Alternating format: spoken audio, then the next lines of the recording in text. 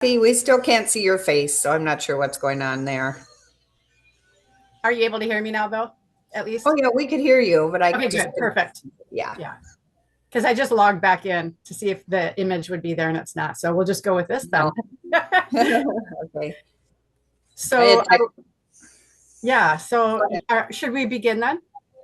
Not quite yet. We'll just Oh, wait okay. just another minute or so, and then we'll start because we only have like 9 people on so far, and they'll probably be more like 25 to 30 by the time we really get rolling. So Okay, super. How's your morning going? Good? good. My little grandson is here, Oh, Charlie. nice. It's your buddy.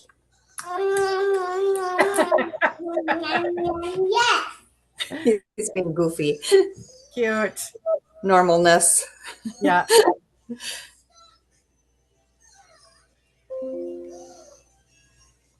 Well, I see we've got Bergetta and Vicky and Gerardo and Erica and Jeff and Cece, Dennis. Thank you all for jumping on early. Orlin just came on. Okay, I think we should get started because we usually just start right at 10 or a little more 1 minute after. So, good morning, everyone. Welcome to our NRG huddle. Today we have a speaker that I think she is sponsored or works for Stewart Title. I guess she'll explain it. And then her name is Naya Brevik, and she is a social media expert. So she's here to teach us and teach all of you how to market yourself on social media and help you grow your business. And we all want that, right? So if you want to give more of an introduction, Kathy or Naya, go Yeah. ahead. But Well, thank you. Thank you, Kathy, and thank you to Team Energy. We really appreciate you over the years, and we know how busy your schedules are, so we value your time. But I really feel like the realtors and loan officers we've been sharing this service with have really appreciated it because it's just getting you more noticed as a realtor. And for those of you that are highly involved in social media, to those that have never used social media, I believe that Naya can be there for you at any step of the way. Just a real quick introduction. Jewel Setter is on the call as well to say she's watching. She's here. She's the escrow officer go-to for Stewart Title of Minnesota, yep, and I'm she's here. happy to help you anytime with title and closing. Hi, Jules. Hello, Yep. Busy month. It's busy times right now. Summer market, right? which is a good thing. Yeah. And then with me in business development, I kind of help realtors and loan officers with added value services, lead generation and farming, access to our website, different events. If you ever want to join one of our educational events, I'm happy to set something up for you. And in the meantime, Naya Brevik, our featured speaker today, she was a hidden secret for about a year. Stewart was hiding her from us in Minnesota here. No, I just tease her about that. Naya is, I'll read her bio real quick for anyone who did not see it. Naya Brevik is Stewart's in-house business strategist. Naya works exclusively with Stewart clients to help with all things marketing and technology related. Naya is a graduate of Ohio University's Honor Tutorial College and holds a degree in sociology and political science with a minor in psychology. Her interdisciplinary education has shaped a deep understanding of people, systems, and strategic communication. Naya now leverages these skills to help professionals expand and refine their businesses with various technology and marketing tools. Having lived in over 6 states, Naya brings a unique ability to connect with individuals from all backgrounds. This adaptability allows her to meet everyone where they are while understanding their goals, challenges, and opportunities in a rapidly changing marketplace. Through a combination of group classes and one-to-one consulting, she empowers clients to build a strong digital presence, streamline their workflows, and convert online visibility into measurable success. So I will just read some of the classes, some of the future classes that you can go through me to schedule with her. So if any of these classes sound of interest, you can reach out to me after the meeting and we can schedule one-to-ones for you with Naya. There's no charge for it because she's an in-house person that works for Stewart.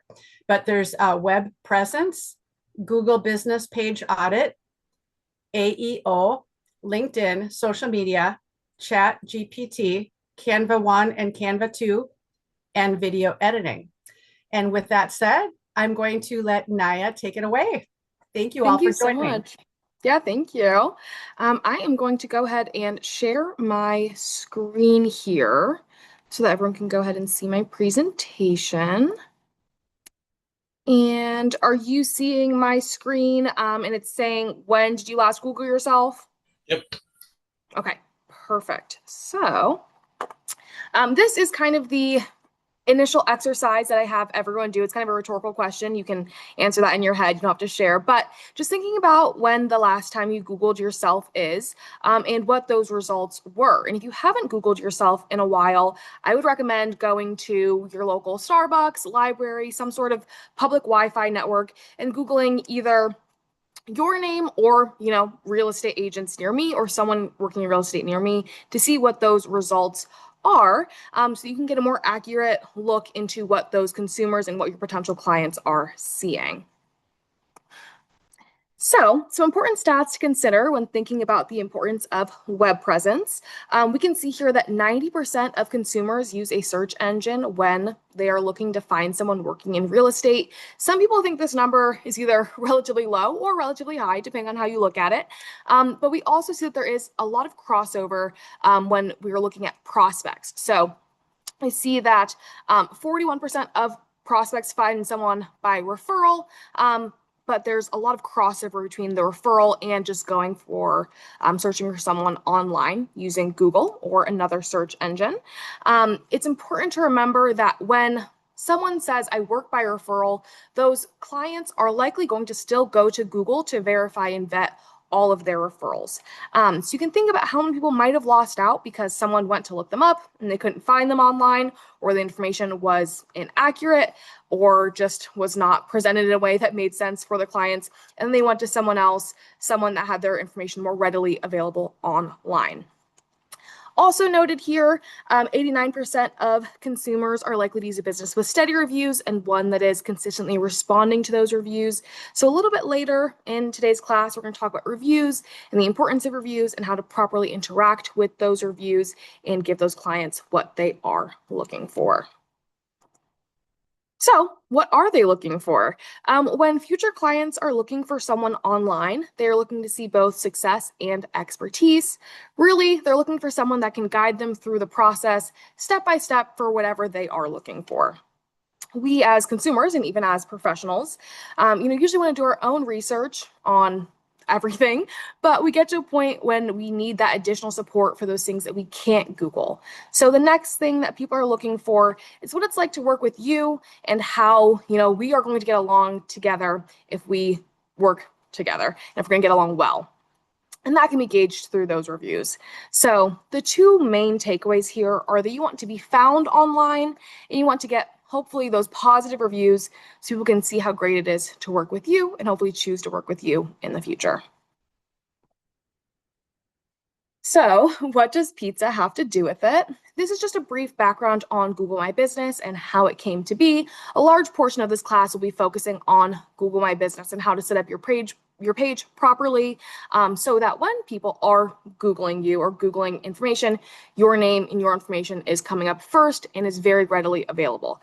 So if you do not have a Google My Business page, that is something that we can set up together, as Kathy mentioned, in a one-on-one session or small group session. And if you already do have a Google Business page, we can also take a look at that and do an audit on that. That's one of my favorite classes to do, taking a look at what you already have set up and adjusting it to see if there's anything we can improve to help you better be in those search results and get to the top of that search result list.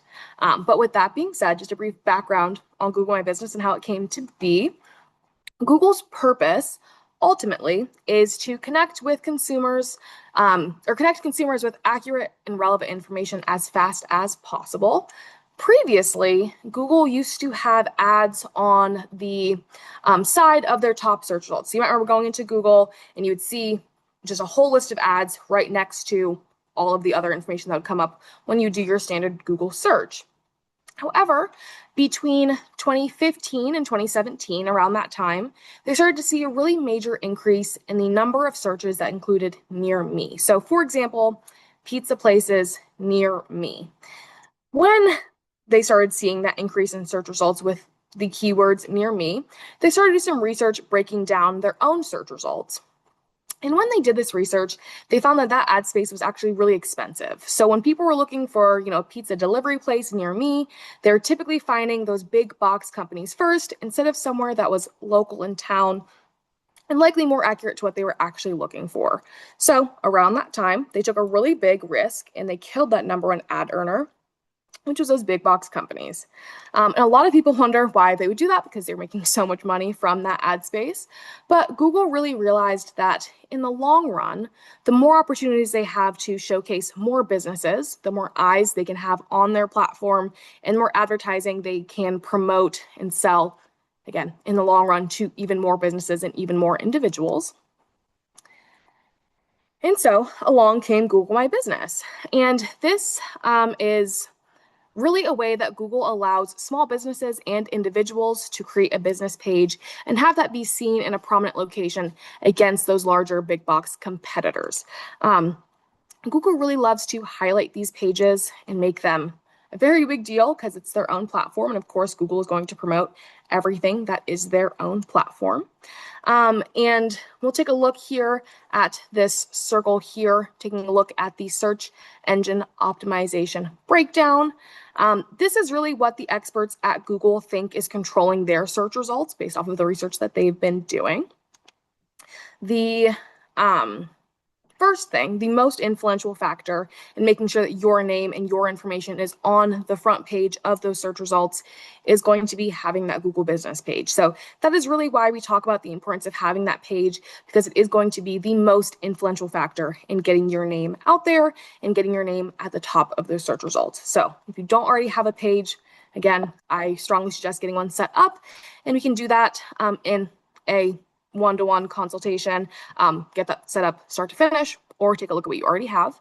The second thing that's going to impact those search results is going to be linking. So linking sites back and forth to one another, the more times that you're able to link sites to one another, the higher the confidence score Google gives you. And that confidence score is not anything that is visible to you or myself or to clients. It's kind of a back end algorithm thing that Google does to try and see where they think people should be ranked and placed in those search results. By having numerous platforms and numerous websites where you're showing up and linking all of those websites to one another, Google is going to increase that confidence score significantly. So in just a second here, we're going to take a look at some other places, some other platforms that you want to show up on and then have linked to one another. For example, just very quickly, Facebook is a big one. So having your Google business page and then linking your Facebook to your Google business page is going to be really, really helpful in getting those search results, kind of controlling the algorithm, controlling Google's algorithm for your benefit. The next thing after linking and after making sure you have all those profiles is going to be reviews. So don't be afraid to ask for reviews. The more you have, the better, and how current those reviews are really do matter. And you can compete very, very quickly by getting new and frequent and hopefully positive reviews. It has been seen that Google really, really favors businesses with recent reviews. So we'll talk about this again a little bit more in a few minutes here. But when it comes to reviews, there could be a business from 10 years ago that has 100 reviews, but a business that's come up within the last 6 months that has 10 reviews within the last 6 months is going to get a lot more push from Google and a lot more views on their page compared to that page from 10 years ago that has 100 reviews. So the number of reviews doesn't necessarily matter as much as making sure that you're getting new and reviews coming in on a somewhat regular basis. Next thing we can look at here is the on-page content. So that's going to be this purple section here. That is going to be the other sites that you are showing up on, and we'll take a look at that again in just a second here. What other websites we want to be building profiles for. Social, that's going to be your social media. So again, things like Facebook, making sure that you have that profile on there and that all of your information is consistent across those platforms. The rest of this here, we're not really going to worry about as much. The main things we want to focus on is, again, that Google business page, making sure you have that set up and are working on that on a somewhat consistent basis, making sure that you are linking your other platforms and other pages to that Google business page, and then getting reviews and continuing to get consistent reviews coming in on a somewhat regular basis. Next thing here, we're going to take a look at those free profiles. So as I mentioned, getting as many profiles as you can is going to really help you control those search results, control what is seen on Google when people look up your name or look up realtors in the area. Some of the most influential, impactful pages are going to be Facebook or Instagram or Meta. So Meta controls both Facebook and Instagram. That is highly prioritized by Google and by all of the algorithms that are going to be controlling whose information comes up first. Another very important thing to remember is that when you're doing the Facebook pages, when you're setting them up, you want to make sure that you have a business page. So if you are setting up your Facebook page, it could be set up for your business, but it might not be categorized on the back end as a Facebook business page. So if you have any questions about that, if you're not sure if your Facebook page or your Instagram page is set up as a business page, more than happy to take a look at that myself with you and just make sure it is set up correctly so that we are ensuring that your information is getting to the front page of those search results the best way we can. Next is going to be Zillow. I know some people have kind of a love-hate relationship with Zillow. I've heard lots of things, but whether or not it's your favorite platform, it is the most trafficked real estate webpage. So at least building a free profile on there if you don't already have one, and then just linking that profile to your other pages, such as your Google business page, your Instagram, Facebook, things like that.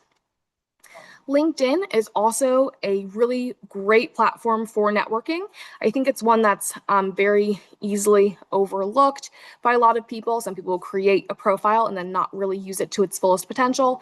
So that is another class that I offer, and that is going to be on LinkedIn for real estate specifically, how to really set up your profile for people to be able to easily find that information, find your information related to real estate, and then ways you can reach out to people, get very targeted leads, very targeted recruitment efforts if that's something you're looking for through LinkedIn. So as Kathy mentioned, again, if that's something you're interested in doing, if that's a class you're interested in taking, please feel free to reach out and we can set that up. Another thing that we want to look at here is going to be your brokerage profile. So making sure that you have either a personal website or a website set up through your brokerage and have a page on there that you can link your information to, kind of like a landing page that you can send people to when they are getting your information and looking to get more information. So those top 5 to 6 there are going to be the most important. The other ones are going to be kind of a bonus, but the more profiles you have, the better it will be in the long run. So just think about other profiles you can build, some being like realtor.com. There's a lot of other web pages related to real estate that you can just build a free profile for and ultimately just have that in your back pocket so that you have profiles across multiple platforms. Another one that we discuss is YouTube. It's not 100% necessary to be creating long form content all the time, but Google is going to promote those who use their pages. And because YouTube is a Google owned platform, Google is going to promote those who are using YouTube. So it doesn't hurt to take a look, think about that. If that's something you might be interested in doing, is that long form video content. Also a class I teach on. So if you have any interest in doing either long or short form video, please let me know and we can definitely take a look at that. Next, now that we know where to show up, what do we need to do? So the main thing that we want to focus on here is going to be consistency, making sure that your name, your company name, your information, all of it matches across all of the platforms.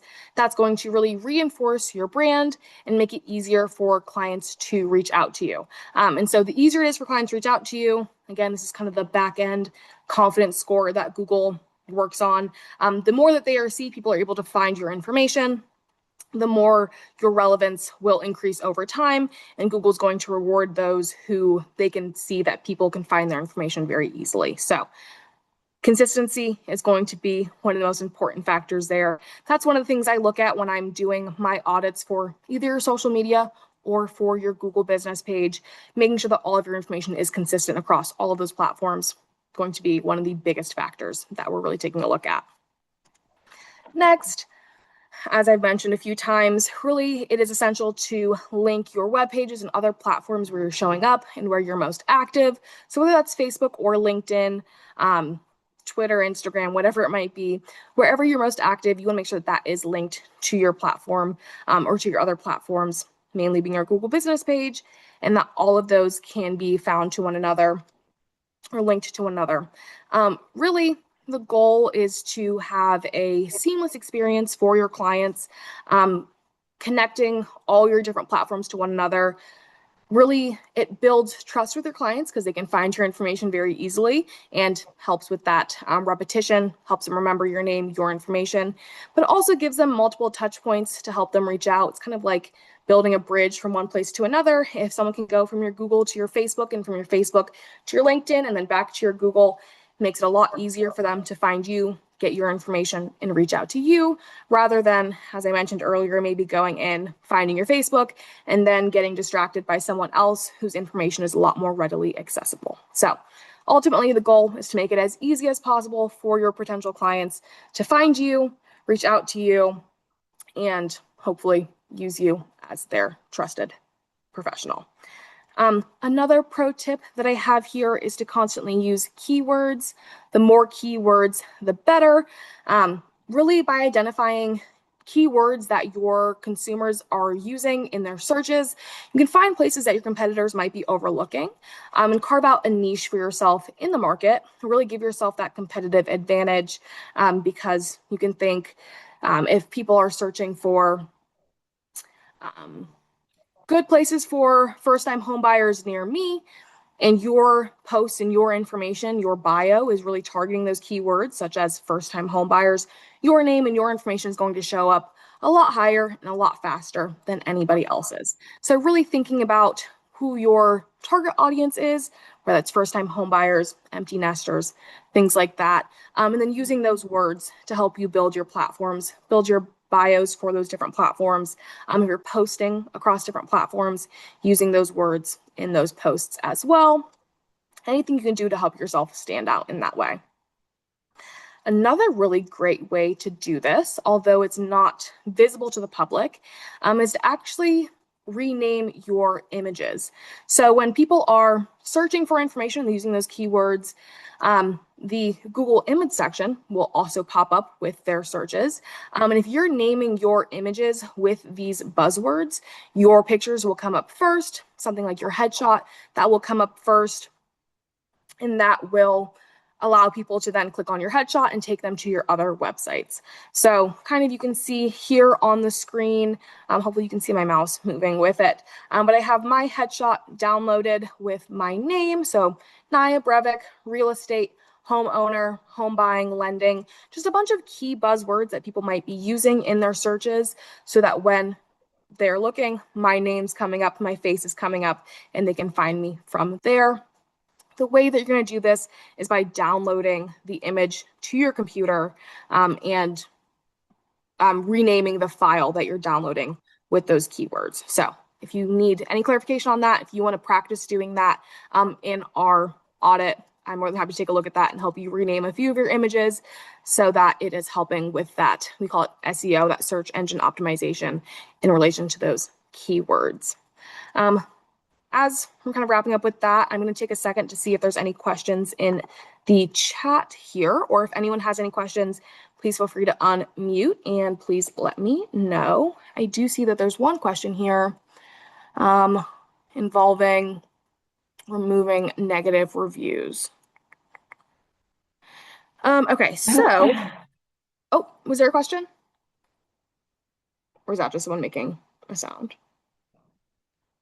Okay, I think that was just someone making a sound. terms of negative reviews, we're actually going to get to that in just a second here, and I'll discuss some of the reasons why Google will remove reviews and why they won't. So we'll get to that in just a second. If there's any other questions as we go along, please feel free to pop them in the chat or just unmute yourself and chime in. I apologize, I should have said that at the very beginning, but yeah, any questions at all, please feel free to Yes, I have one. Okay. Who did the slide that said Google your business? Was that something you did, or was that something Google did? Or Which one? The one with it said at the top, Google my business. Yes, I believe it was a slide that I made. Okay, you spelled business differently than I do. I'm not a good speller, but I kept looking at that word. Oh my gosh, I have not noticed that. And I will be sure to take a look at it again. Thank you so much for pointing that out. I've been doing this presentation for almost a year now, and no one has noticed that just yet. So thank you so much Well, for. they probably noticed and didn't tell you. I'm a writer myself, and you can't proofread your stuff because you read it the way you wanted to say it, or you spell it the way you thought you were spelling it right. Yeah, definitely. I will say too, PowerPoint does not have spell check on it. So thank you so much for pointing that out. I will be sure to go back and review it. Thank you. Bye. I have one question in the chat. Do you have any experience removing a negative review on Google? We have an agent that was given a bad 1-star review. One of the first days he started in real estate, he never met the person, and they were even from another state. He has no idea how the person found him, and he has contacted Google, and they will not remove the review. Yes, we will get to that in just a second here about reviews. Google is very finicky, unfortunately, with their reviews and what they choose to keep and not keep. If it is truly a situation where the person never met that individual and they have no relation to their business, Google might let them remove that review. However, usually when it comes to negative reviews, Google is going to side with the consumer, whether or not it's actually fair to the business, because Google wants to give an accurate view of what it's like to work with businesses. So it is unfortunate. I don't think it's fair. I don't love that rule. But typically they're not going to remove reviews, even if they're negative, unless it is like completely a scam review that has nothing to do with the business whatsoever. Which is hard to prove, I'm sure. Yes, that is the problem, is it's really hard to prove whether or not it is accurate. Okay, thank you. Yeah. Next thing I'm seeing here is a question about the prices for each package. And I do apologize. It says iPhone Mayor. Does that person mind coming off mute and just kind of clarifying what you mean by that? Are you referring to the classes that I teach?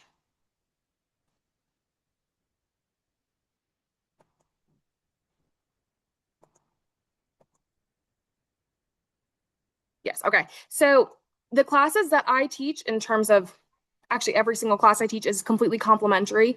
There is no charge for any of my classes. So as Kathy mentioned, I have, my Google business audits that are one-on-one. I have my LinkedIn, social media. All of those are completely complimentary, just in the hopes that you use Stewart Title, or you continue to use Stewart Title for all of your title needs. So no charge for anything. You can take as many classes as you want, and they will all be with me at absolutely no charge. Okay. Next thing we're going to do here is take a look at ways that you can prepare for if we do that personalized consultation. Another thing I'm going to mention here, I'm so sorry, I'm not sure why these lines are showing up. I'm not selected on the pen feature, so I don't know why it's drawing on my screen. I'm so sorry for that. It's a little bit distracting for me, so I'm sure it's distracting for other people as well. So please ignore that. But if you do want to set up a personalized consultation for your Google business page, setting one up or doing an audit on what you already have, or for any of my other classes, the only thing I'm going to ask you to do in advance is to get your logins. So making sure that your information is all in a central place, the phone number you want to use, the email you want to use for people to reach out to you. And then if we're going to be connecting things like your Facebook or your LinkedIn, make sure that you have the passwords readily accessible for those so that we can go in and get them all linked. I've spent many meetings just resetting passwords for pretty much the entire time. And that's perfectly okay, but that means we have to set up another meeting to get into everything actually linked after we get everything reset and set up. So if you do want to do one of those follow-up meetings in regards to your Google business page or any of your social media platforms, please just have those passwords ready to go ahead of time. Next thing we're going to look at here is some best practices for your Google business page. So once you have that page set up and audited by me, and we know it's performing the best way it possibly can and is optimized for the area that you are in, we're going to want to keep that page active. So making sure it's completely filled out. You are constantly making sure that your information is up to date. If you have a new phone number or a new email, or you change your Facebook profile, anything like that, make sure that you are updating it as soon as possible on there to keep your information up to date. Another thing that you can do to keep your profile active is to start posting on there on a somewhat regular basis. So Google business pages have a blog style post section. I'm going to be completely honest with you. Most people are not browsing Google, searching for those blog sections and reading through those blogs thoroughly. However, it is important for Google to see that you are active on your page and that you are doing things to keep yourself active. So the best way to do that is to post on there on a somewhat regular basis. We recommend about once a week. If you are posting on any other social platform, whether that's Facebook, Instagram, LinkedIn, you can repurpose that same content and put it onto your Google business page. If you have a new promotional offer coming up, you can put that on there, a new listing, anything like that. You can put that on your Google business page. Very quick little post, a couple sentences, a picture if you have one, and get that up. That will increase your chances of showing up in the search results exponentially. Another thing you can do, however, I will say there's about a 50-50 shot that it will be there. Google is doing some changes to their platform currently. And so, as we all know, AI is becoming more and more relevant to everything we do, including Google searches. So the Google business page used to have a Q&A section where clients could go in and ask questions, or you could go in and post your own frequently asked questions. On about 50% of the profiles I see, that is still an option there. That's still a section that people can use. If that is something that is there, I recommend using it while you can. If it's not, just going in and using those blog style posts. And again, I will show you where all of this is on your Google page if you're not familiar with what all of these different sections are. But if you have that Q&A section, definitely make use of that. You can post very simple questions. What is a mortgage? Something very simple. And then just post an answer to that. It shows that you are a resource that people can go to when they have questions. And if they are looking for someone that they can answer their questions, you want to make sure that your name and your information is coming up so they think to go to you first with those questions. Another reason that we want to use that Q&A section is because, speaking of AI, more and more nowadays, people are turning to AI rather than the traditional Google. So I think a lot of us still go to Google for most of our searches. However, there are people now that go exclusively to ChatGPT or Claude or Google's Gemini as well. And in order for you to show up in those AI searches, in addition to our standard Google searches, you want to make sure that you are tailoring your writing and your information towards what the AI wants to see. And that's going to be question and answer style content. For whatever reason, the computers, the algorithms, they really love that question and answer style content. So the more of that you can do, the better. And that's why we want to make use of that Q&A section if it is still available. Again, if not, you just want to stick with that blog style section there. Next thing we're going to look at here, and we are going to have a good bit of time at the end here for questions. If you have any questions, I will stick on after this. But we're going to take a look at those reviews, and then I'll have just a few more slides as we begin to wrap up. So, the importance of reviews. Really giving those future clients what they want. It has been seen that 93% of consumers read reviews before visiting any sort of business. I know that I definitely do before I go anywhere. And then 72% of consumers also report that they will take action only after finding positive reviews. So making sure that you have those reviews and hopefully have those positive reviews is going to be extremely important and essential in making sure that you have that trust with your future clients and with Google itself as a platform. Another one of the important stats to highlight here is that having just one review increases your chances of appearing in search results by 250%.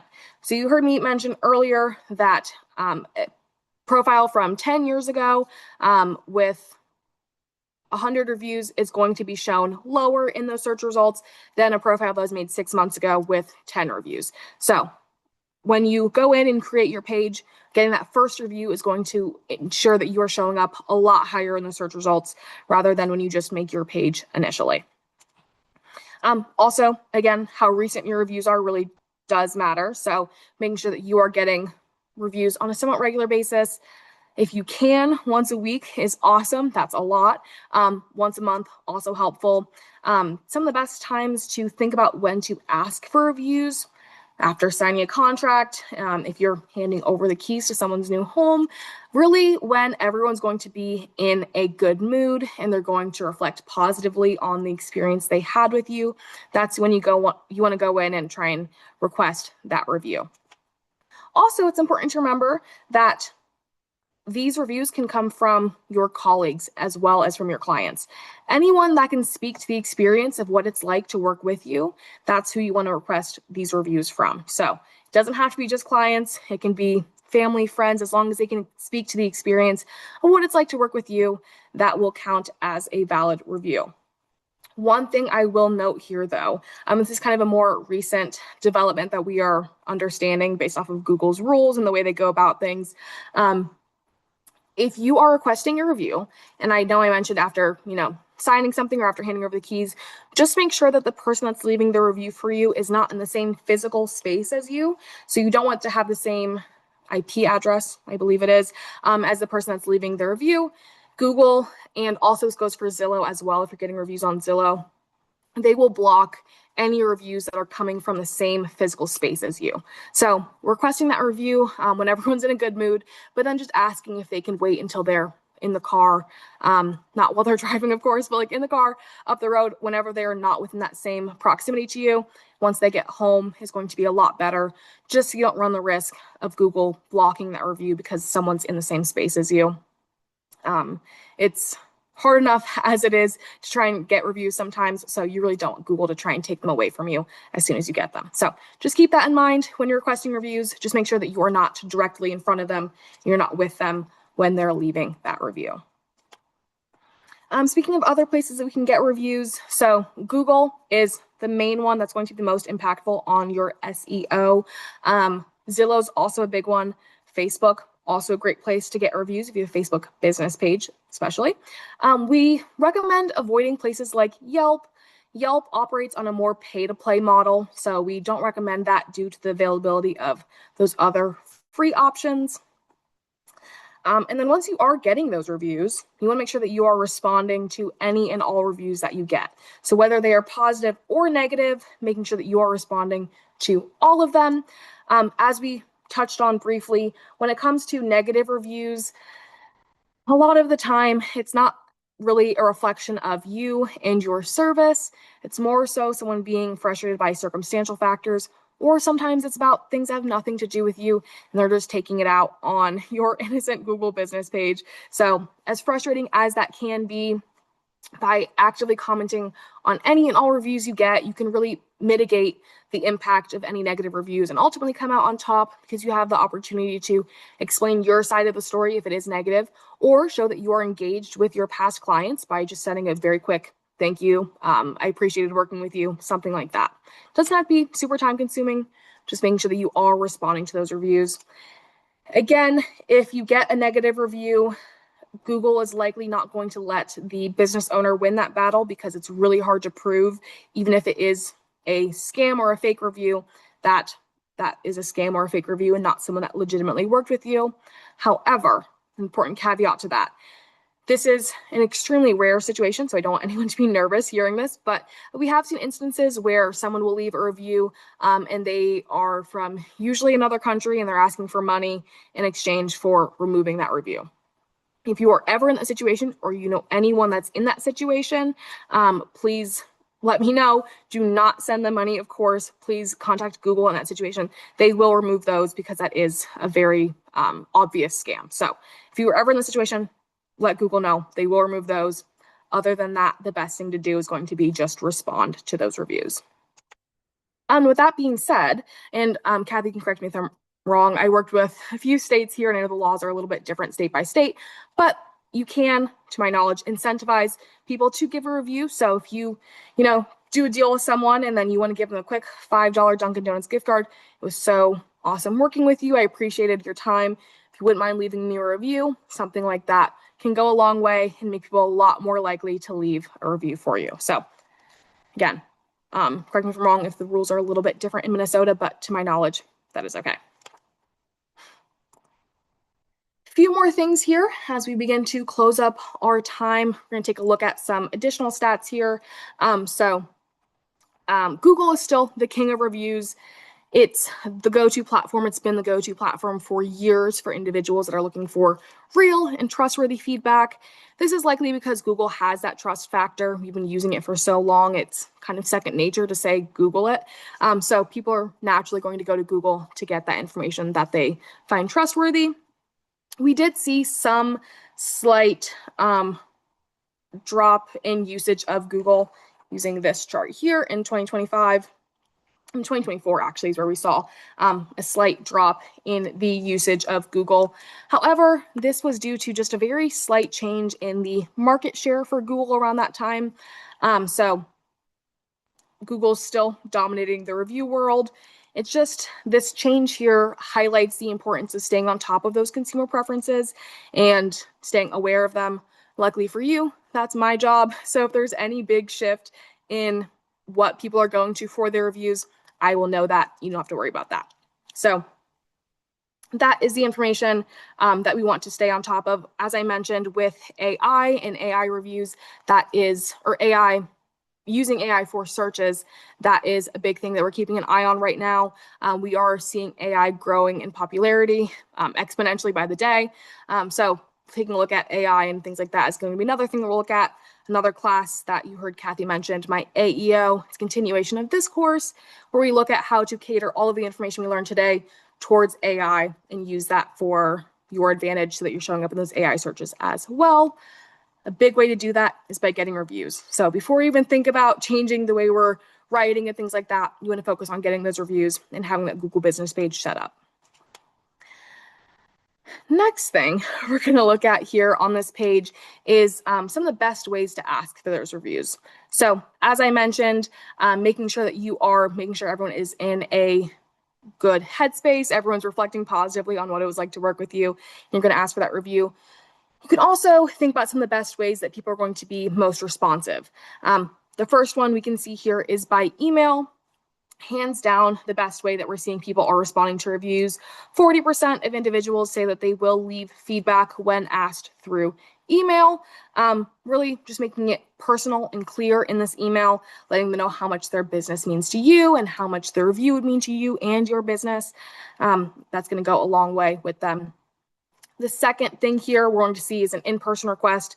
A very close second, 27% of consumers say that they will leave a review when asked face-to-face in person. Of course, feel a lot more personal. That's going to go a long way when getting that feedback from them. And this also, as I mentioned, goes for colleagues as well. The point of reviews is to show that you are someone that is trustworthy, someone that people are going to get along with, and you can get that from colleagues in addition to clients. Other ways that you can request reviews through social media, through text, and then also on an invoice or receipt. That one's a little bit less well received nowadays, but email, in person, and by text are going to be some of the biggest ways to do that. In our audit as well, if you're not sure where that button is to get the link to send via email or via text, I can show you where that is. Very fast and easy. One button, you click there and it'll send it right to your clients or whoever you're requesting that review from. Very last thing we're going to look at here is the Google 3-pack. So this is the way that Google displays the top search results for local businesses. This is the top 3 that Google deems to be sufficiently relevant in proximity to the user, whoever's searching for the information. Showing up in this 3-pack means that you will get a lot more visibility, a lot more clicks, a lot more leads. So the ultimate goal here is to help you get into that 3-pack, get in that top 3, making sure that you are getting as many reviews as possible, and you are getting as many leads as possible from Google and from your other online places that you are present. So that is all I had for you today for our search engine optimization course. Please let me know if you have any questions. I will stick around for the next couple minutes here. Other than that, I'll give you some time back in your morning. And yeah, I'll stick around and see if you have any questions. And yeah, thank you so much for your time. Also, please let me know if you want to set up that one-on-one Google Business audit. Kathy will have her information there for you. And you reach out to her and you can get that set up. I think there was one more question, Naya. I believe it's from Dennis. I'm not getting this, Dennis. Can you expound on this a little bit more? So I don't know if she just kind of Naya, right? Yes.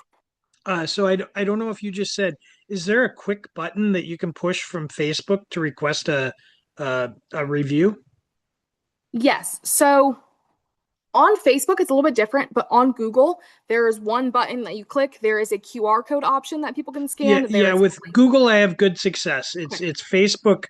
To me right now, I do an email that just, because a lot of people older, whatever it is, I spell out how to get to the review spot. So right now I have to do so the more tab below my picture, and to the right, click review button in the drop down. Please say yes, and then I expand from there. But I don't know if there's an easier thing that I can do than basically spell out how to walk through how to get there, if that makes sense.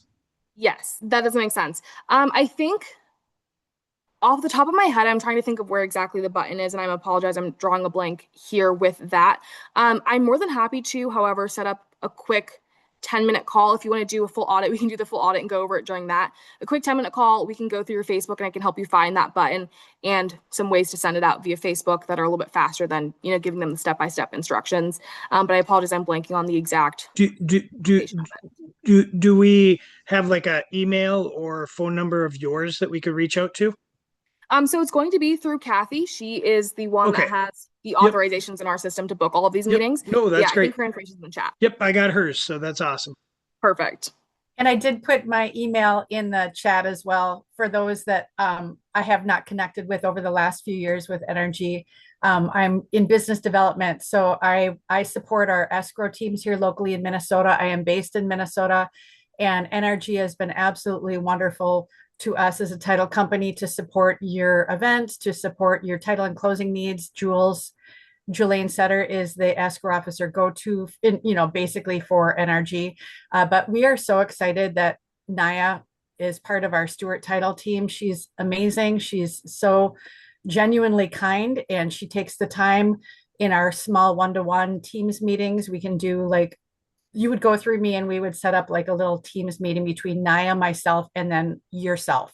So there'd be 3 of us on the call, and she would basically walk you through each of your classes that you're interested in. Generally, Naya, can you speak to the length of time for each class for these one-to-ones?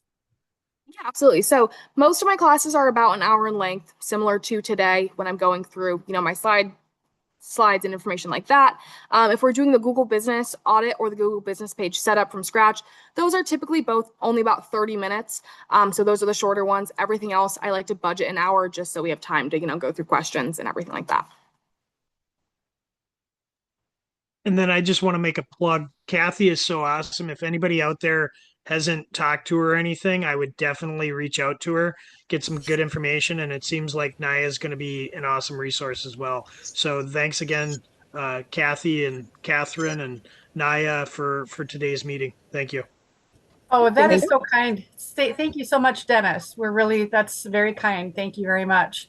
And, Kathy, you could, if you're interested, you and Jeremy, you could set up meeting number 2 and a future Energy huddle. We could. We will do that. Well, we've got some openings in August, so let's do that. Yeah. And then in the meantime, then we can, whoever's interested can just email me, and then we can coordinate our calendars so that at your earliest as a realtor, you can schedule a time to meet with Naya, probably an hour, and we can, then I would send out a calendar invite to all three of us for meetings. So that would be kind of how it rolls. So for anybody interested, we're more than happy and grateful to work with you. Wonderful. Well, thank you very much, Naya, for joining us today. If there's no other questions for her, you did a great job. We appreciate your presentation, and we look forward to seeing you again maybe in August or September. Sounds great. Thank you so much for your time today and everyone's questions. Thank you very much. Bye-bye. Thanks, Naya. Bye, Thanks, everyone. Kathy. Thanks, Jules. Have a good one. Thank Bye. you. Thanks for that Hey, great everyone. info. That was awesome. Thank you. And also, I would like to take this opportunity, guys, if we have some agents in here. CE class or the CEs are coming up. Due date is coming up. We only have until June the 30th. And I cannot stress more. We don't have to wait until June the 30th. We can finish the CEs ahead of time. We suggest we can finish it like on the 15th, because believe you me, they will be jam-packed around that time. They will use the remaining 15 days or 10 days. I'm talking about commerce. They'll use it to review the classes, the CEs, the courses, and everything. And they will not use it as an excuse for you guys. If you're late, you're late. If you're over June the 30th, they will terminate your license. No grace period. So if you're unsure of what you're missing, please reach out to me. Reach out to Kathy. Reach out to Ann or Randy. I'll be happy to give you guys what you need or the CEs that you need. We'll knock it off your plate before the 15th or before the 30th, and have you guys have your license still active. Excuse me. And if you receive my email about renewal, please do so. If you paid it, good, but you still have to comply with your CEs. Again, please reach out to me if you're missing any CEs, if you want to know what you're missing. Thank you. Thanks, Jeremy. You're welcome. Thanks. Have a good day, everyone. Bye, everyone. Bye. I remember my first winter. Look at me. I was such a baby.